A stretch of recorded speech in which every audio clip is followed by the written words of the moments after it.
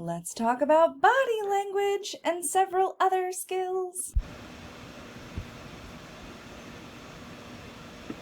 So this week we're talking about attending, listening, and observing. Now your book calls this skills for providing support, but I think specifically these are what we're doing. We're going to be attending, listening, observing, and we have a few verbal skills. But largely we're looking at nonverbal skills, and one reason is that a lot of these skills, nonverbal skills in particular, serve as the back channel of communication, and they help keep the relationship going smoothly. And maybe you've heard these numbers before. There's kind of different research data out there, but the majority of what people take away from a communication exchange is actually more about nonverbals than what is actually said. One common estimate we see is that about 35% of what someone says in a conversation drives kind of the communication message, but 65 are those nonverbal pieces that ranges from the facial expressions, the tone of voice, how you're moving, how you look, the kind of eye contact that you're giving.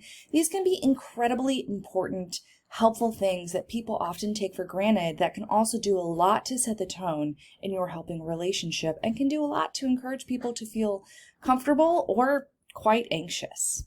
So, and in the book, the first concept that they talk about is attending. And attending refers to how you orient yourselves physically towards the client as well as the ways that you respond. When we think of attending, it's kind of being with someone, kind of staying on the same page as them, being open. And again, attending is communicated through nonverbals as well as timely reflections. Reflections are a specific skill that we're going to talk about in a couple weeks.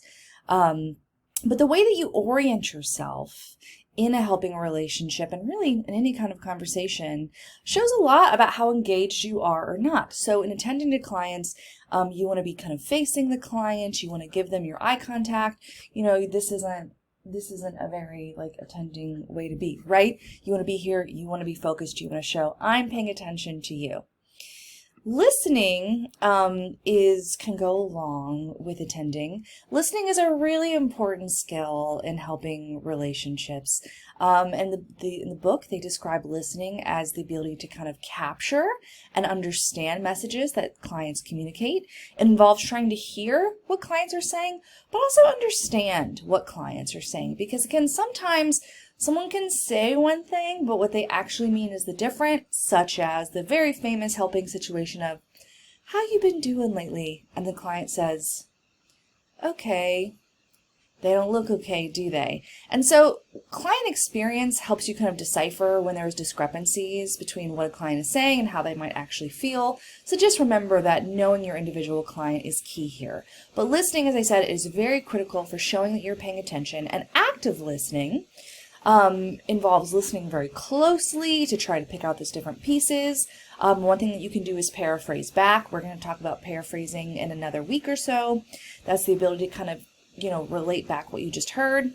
Asking thoughtful questions is going to come from first having a great foundation that comes from listening, and also how you attend non-verbally shows that you're listening. Again, if I'm kind of giving you eye contact and facing you, it seems like I'm listening in a more powerful way than if I'm, talking to you and kind of constantly looking away. So think about those pieces when you're in helping relationships. Another one, and this is not listed in the text per se, is observing. This is another important part of attending and listening, is building on that. Are you also observing the client, paying attention to the client to make sense of what's going on with them overtly in terms of their nonverbal behaviors and mannerisms? Again, just while your nonverbals can communicate a lot, so too can your clients. So you want to pay attention to that to get a feel for how they're doing and where they might be. Whereas listening focuses more on the words and the nuances of what the client is saying, observing is about behavior clues and paying attention to what you see. As I said, a lot of what we're going to be talking about today are nonverbals, with a couple verbal skills, but nonverbals are very powerful, and we quickly recognize these and get a lot of information. If you're to kind of scan this lineup of people, do these people look like they are at a groundbreaking lecture or the best performance or movie they've ever seen? No, they look bored, they look exhausted, they look disengaged, and they do a really nice job of kind of showing different ways that people can look disengaged or non-motivated or stressed out. Really, if you see your clients doing any of these things, you might want to ask how they're feeling. and make sure you're giving them extra attention to understand where they are. Before we get too deep into discussing some nonverbal behaviors to pay attention to and to also demonstrate yourself, we always want to remember that different types of nonverbal communication are culturally bound, and things can mean different things in other cultures. For example, this symbol of the okay in the UK and the United States, that just means you're okay. In Russia, that means zero. In Japan, that means money. In Brazil, that's an insult. So you don't want to do that. How do you learn, though, about these different kind of cultural issues and what nonverbals mean? Of course, as always, be a student of diversity. Try to understand different cultural contexts for different kind of nonverbal behaviors. And also, if you're going to be working with a specific type of client with a specific cultural background, that can be a clue of where you might need to start your research. So, keeping cultural issues in mind, facial expressions are one thing that you want to both be aware of in your client and aware of in yourself. And of course, you can't always be monitoring your face when you're in the middle of a conversation. But maybe you're someone who's gotten feedback where you tend to have a certain kind of this face or certain kind of that face. I know that people often think that I look angry or sleepy when my face is kind of neutral. It's just kind of how my face looks. So just be aware of that and try to think about what you're conveying in a helping relationship. We also know that facial expressions are fairly common across cultures, whereas certain nonverbal symbols or signifiers might be different in different cultures.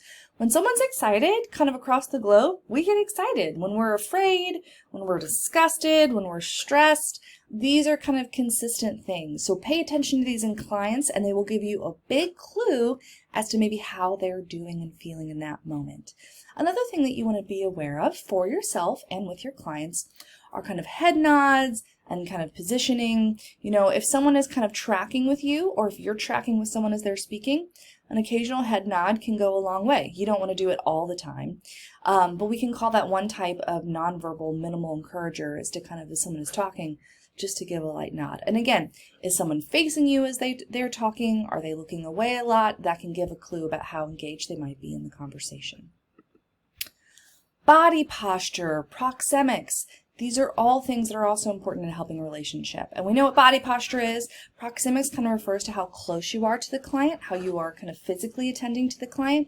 And so I really encourage new helpers, and really all helpers, for the most part, you want to be facing your client, or in this image here, you know, the chairs are kind of, they're kind of in a corner like that. That's okay, but you know, she's turning her head towards the client. You want to make sure that you're facing the client. Sometimes you might be in a job where you have to have a desk between you, but if possible, it's really nice when you can just kind of sit with someone. Another thing is being aware of how you use that in a session. You know, when I'm starting and listening to someone, you know, I kind of might be far away and I'm listening, I'm engaged. And as someone gets to a place that's maybe a little bit more vulnerable or more important part of the conversation, I notice that without thinking about it, I tend to kind of like lean in a little bit because I'm showing, hey, I'm here, I'm engaged. Now, obviously, I don't want to be like way too close and get creepy with it, but think about all the ways that we communicate with our body posture and the way that we are kind of located next to someone that we are having a conversation with. Eye contact is a key nonverbal behavior. We know that eye contact does a lot to show that we're paying attention. Obviously, if we're looking at someone, we can also observe them and take in all of those important cues that we want to take in. Now, what we don't want to do is just like stare someone down in a kind of creepy way, right? And sometimes you do need to have kind of a break at looking at someone. I know that I, even after being a professional counselor and years as a teacher, I'm not going to like give someone continuous eye contact in a conversation.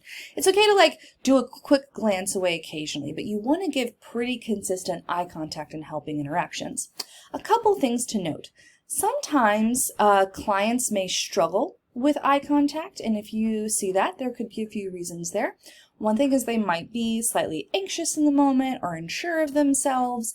And so if that is the case, I've certainly worked with people that have social anxiety before. You know, I'm not going to expect them to give as much eye contact, but it's an important clue for me to remember of, you know, a little bit about them and what might be going on.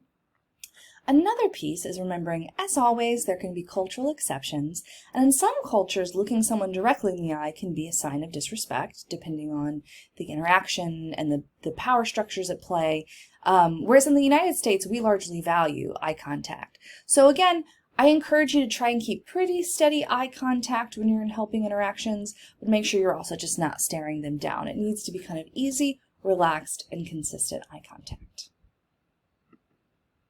Nonverbals, a couple more. One thing, and I don't think this was mentioned in your text, but are regulators. And these are ways that we communicate with clients in sessions to kind of let them know what's going on. For example, when I'm doing this, or this, that's usually a sign that I'm listening. That usually communicates that to people. It's one way to be like, I'm here, I'm listening, you're talking for a while, I want you to know that I'm engaged, and this is okay, please keep talking. Sometimes you need to pause clients or let them know that time is wrapping up. I know as a counselor, I was usually in situations where I had about 50 minutes to meet with people, and you may be working with people in a time that is in a way that is time sensitive. So, a gentle like pointing at the clock can be nice, but again, make sure you're not doing that in a rude way, like, come on. But different things that you can do to sign that, hey, we're maybe running out of time. We do want to be cautious about interrupting clients, but if sometimes you need to, maybe the client has said something really important, and again, I encourage new helpers to, for the most part, to just sit and listen. When you get used to working with someone, they might say something that's really important, and you might want to pause them. And so I will often tell clients early on in the relationship, hey, if I ever do this, this is a sign that I'm just trying to pause you because you might have said something really important that I want to attend to. So that can be a really gentle thing, but notice I'm doing it in a gentle way. I also would let clients know in advance that I might do that. But there are all kinds of nonverbals that you can use to kind of communicate with a client in session about kind of the pace and the timing of the session. Just make sure to do that in a non-threatening, friendly way. Touch. What do we think about touch? Can you touch clients? Should you ever? Now, there is a time and a place for assuring touches in a counseling relationship, but you should know the client really well and know the situation is appropriate.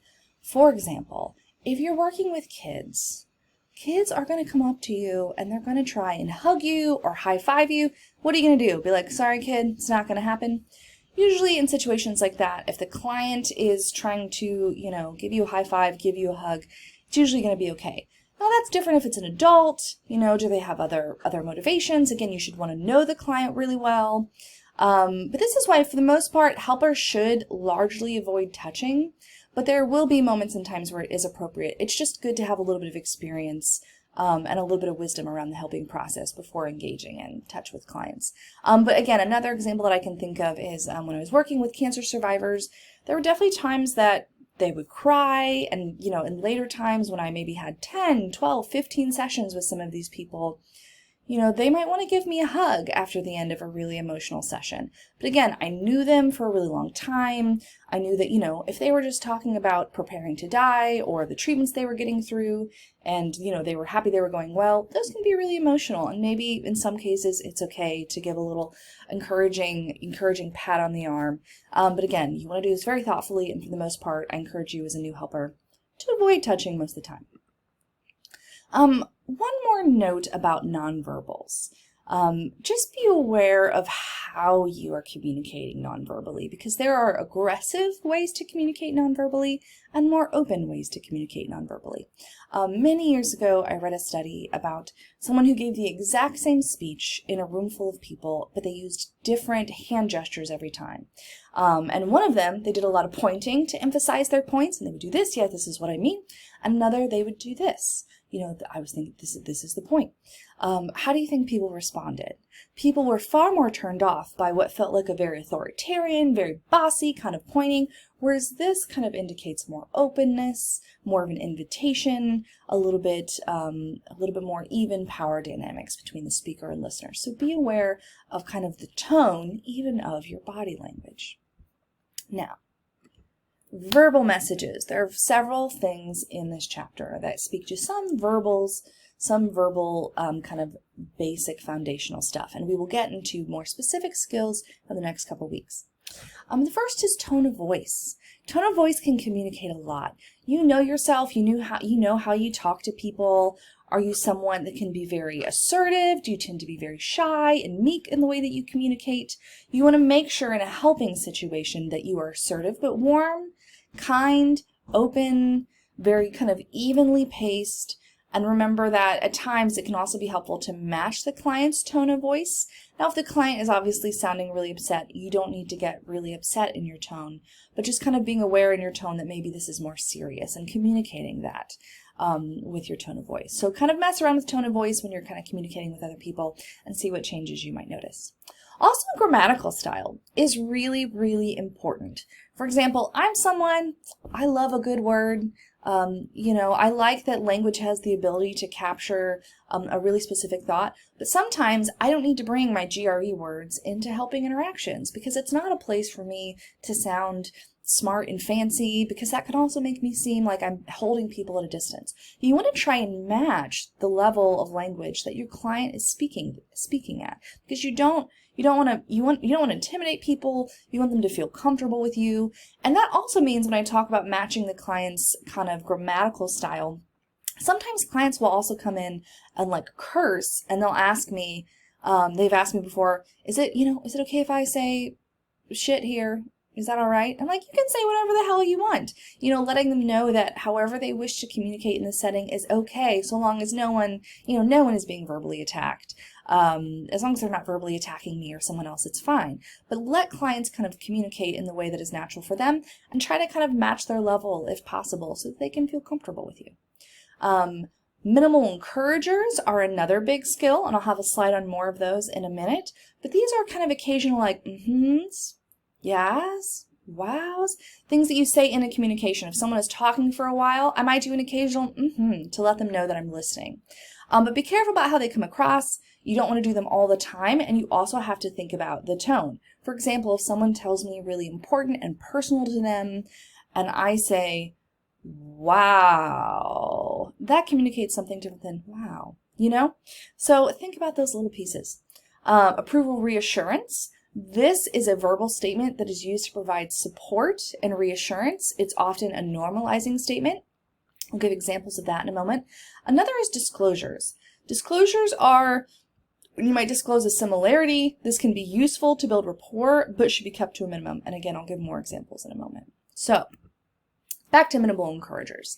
These are brief, well-timed responses which show that you're paying attention, such as yes, go on, I see, I'm listening, and again, is a very common one.